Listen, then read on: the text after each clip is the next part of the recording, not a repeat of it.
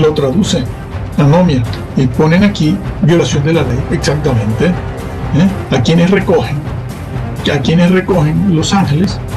A los que hacen tropiezo, a los que son causa de escándalo y otra cosa más. Violan la ley. La ley civil y penal. Han violado la ley.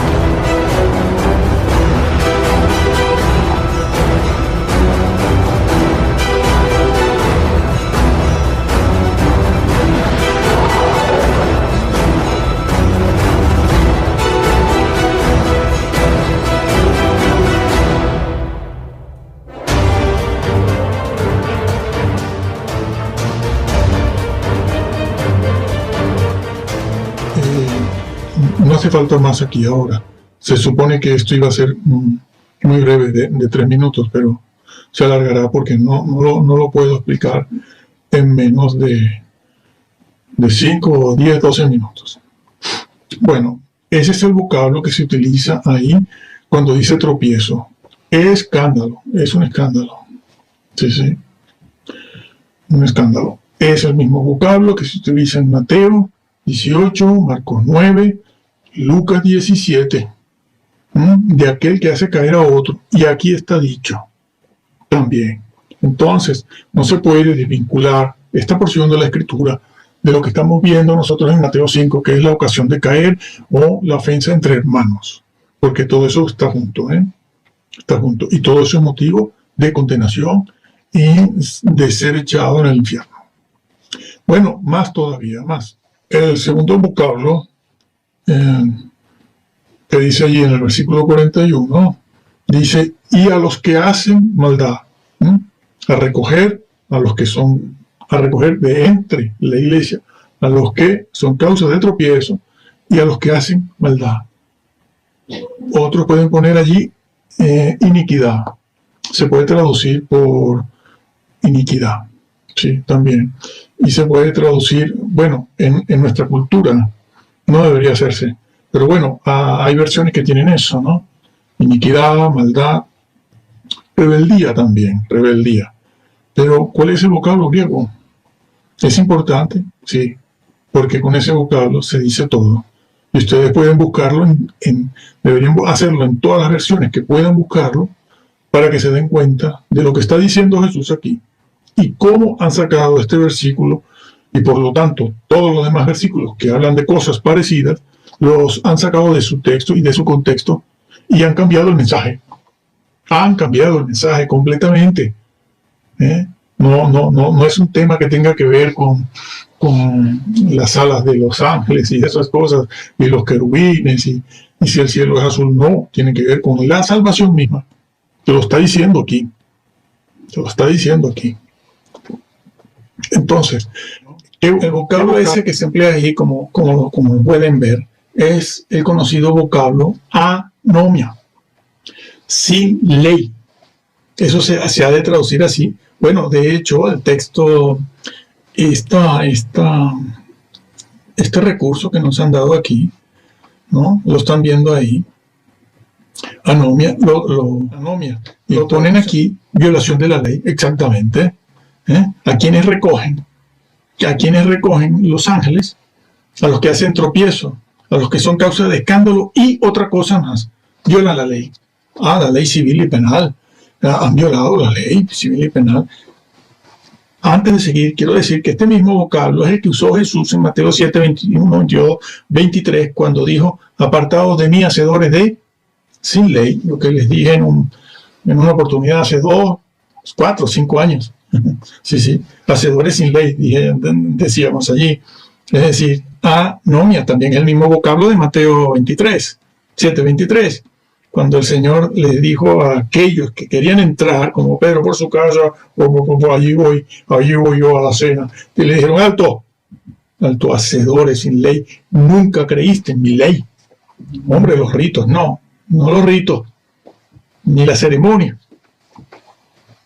Entonces, aquí estas personas que pusieron el texto griego aquí, que al mismo tiempo lo traducen, nos hacen un gran favor, porque nos adelantan el trabajo. Lo pusieron ellos mismos, violación de la ley. ¿Cuál ley? La ley social. A ver, ¿en qué contexto está Jesús hablando en Mateo 5? Y allí se los expliqué, ¿no? En el vídeo aquel. En el vídeo anterior se los expliqué.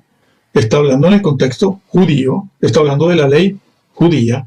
Por cierto, que no mencionó ninguna ley de carácter ritual o ceremonial, porque él era el cumplimiento de esos ritos.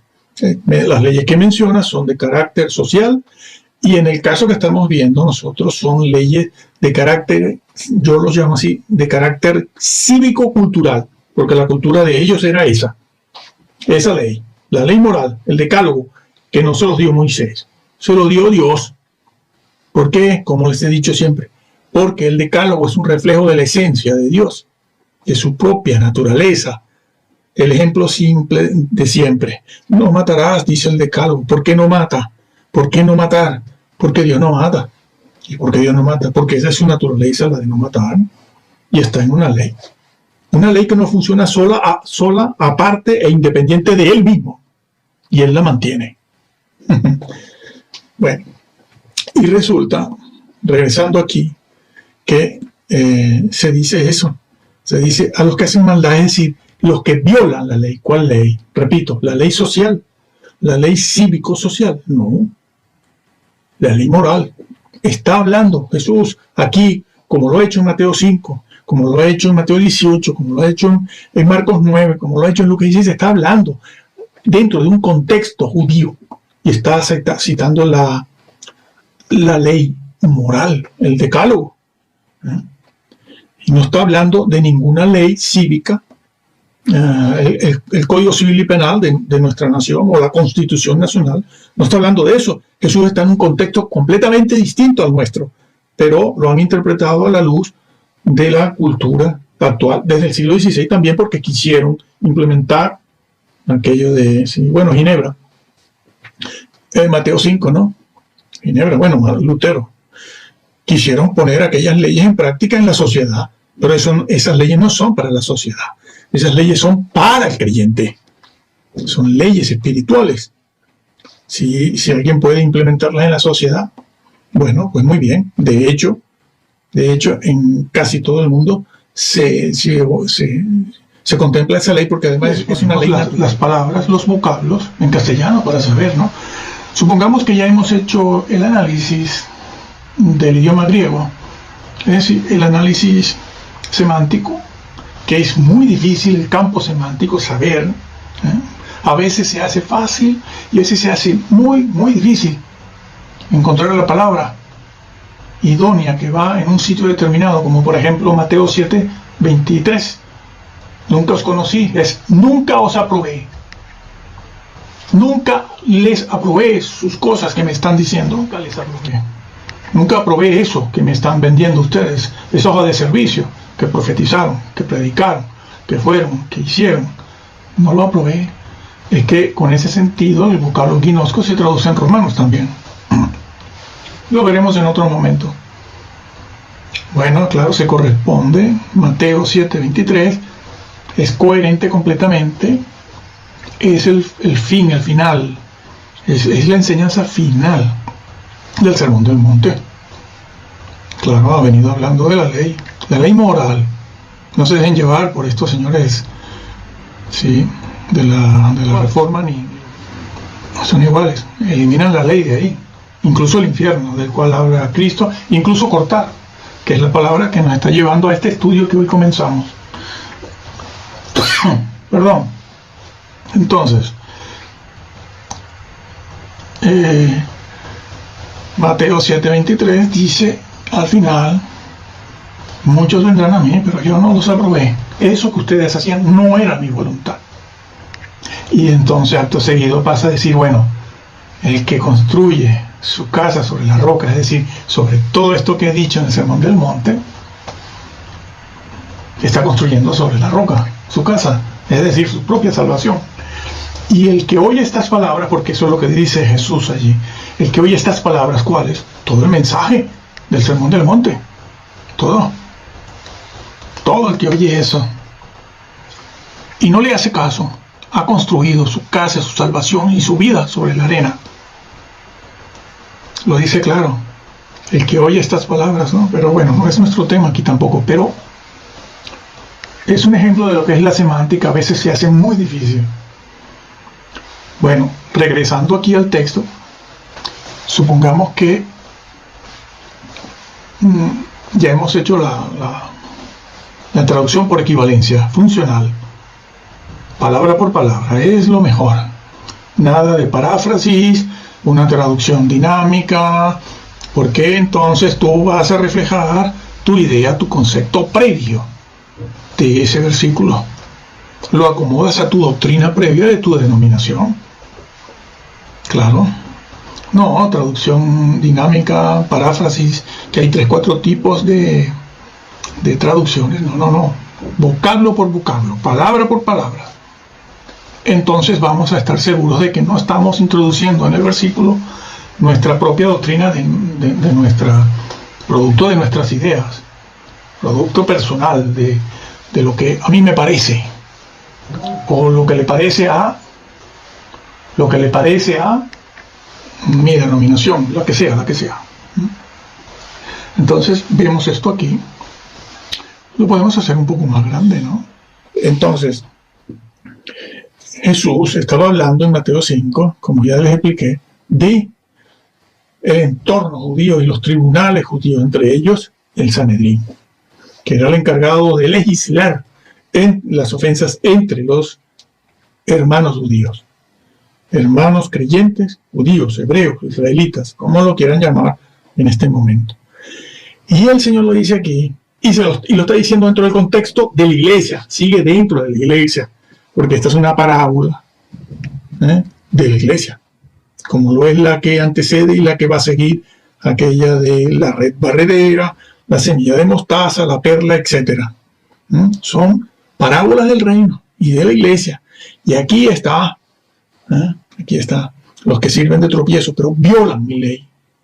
¿Violan cuál ley? El decálogo. El que está explicando Jesús en Mateo 5, 6 y 7. De todos esos capítulos. Allí está explicándolo. Lo está explicando allí. Y aquí lo vuelve a decir en Mateo 13. Pero hablando de lo que sucede dentro de la iglesia. La cizaña, que no es redimible.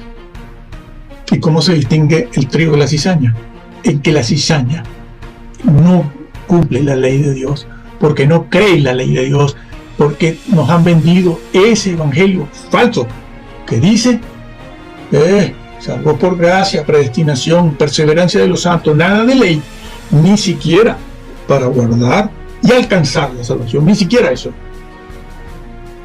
Entonces ya tienen aquí un indicador que sirve para diagnosticar quién dentro del gran cristianismo, para empezar, en primer lugar, quiénes son trigo, quiénes son cizaña, toda aquella persona, todo aquel grupo, toda aquella denominación que no cree en el decálogo como un medio para guardar y alcanzar la salvación que se recibe gratuitamente, es cizaña.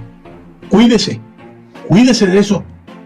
Cuídese de esa gente y de esas denominaciones, de iglesias, grupos y predicaciones, porque nunca le dirán la verdad. Y usted, confiado, reconoce el decálogo, pero para usted es una cosa que está ahí, como una estatua puesta ahí. Usted va a cumplir el Código Civil y Penal, pero no va a guiarse en su santidad por ese decálogo. Ni tiene temor, ni miedo a irrespetarlo, que es un reflejo de Dios, porque le han dicho que no pasa nada, que aquí perfecto no hay nadie. Eso es falso también, otra falsedad, pero no voy a entrar en eso.